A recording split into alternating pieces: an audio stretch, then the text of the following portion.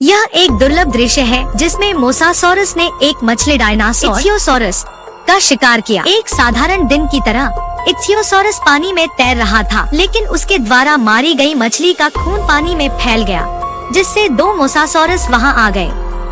उनमें से एक ने मछली डायनासोर के पंख को अपने तेज दांतों से जकड़ लिया। समुद्र के सबसे खतरनाक शिकारी का सामना करते हुए इच्थियोसॉरस ने खुद को बचाने के लिए मछली को छोड़ दिया। लेकिन हैरानी की बात यह थी कि मोसासॉरस का असली लक्ष्य मछली नहीं, बल्कि इच्थियोसॉरस ही था। जैसे ही इच्थियोसॉरस को इस बात का एहसास हुआ, उसने अपनी पूरी ताकत लगाकर भागने की कोशिश की, लेकिन पीछे से मोसासॉरस ने उसे पकड़ लिया।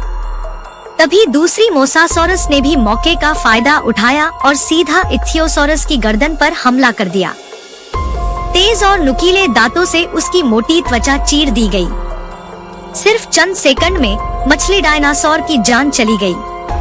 इतनी बड़ी लाश को दो मोसासॉरस खा नहीं पाए। समुद्र की लहरों ने मरी हुई मछली डायनासोर को पास के समुद्र तट पर बहा दिया। वहाँ कई अन्य डायनासोर जैसे प्लेसियोसॉरस तुरंत इकट्ठा हो गए।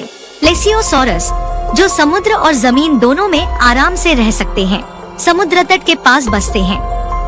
वे सबसे पहले इस दावत का मजा लेने पहुँचे, लेकिन उन्हें जल्दी करनी थी क्योंकि वहाँ और भी खतरनाक शिकारी रहते थे। वहीं पास के समुद्र तट पर दो ताकतवर प्रजातियां आपस में टकरा रही थी। ये डायनासोर अपने बच्चों के साथ समुद्र तट पर आए थे। वे आर्जेंटिनोसॉरस के एक बच्चे का पीछा कर रहे थे। करीब 2.5 मिनट की दौड़ के बाद बच्चा अपने झुंड से अलग हो गया और थककर गिर पड़ा।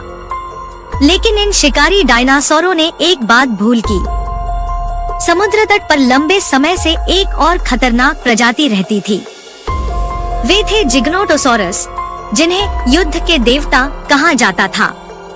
इन दोनों खतरनाक शिकारी प्रजातियों के बीच लड़ाई शुरू हो गई, क्योंकि जिग्नोटोसॉरस अपने इलाके की रक्षा के लिए आगे आ गए।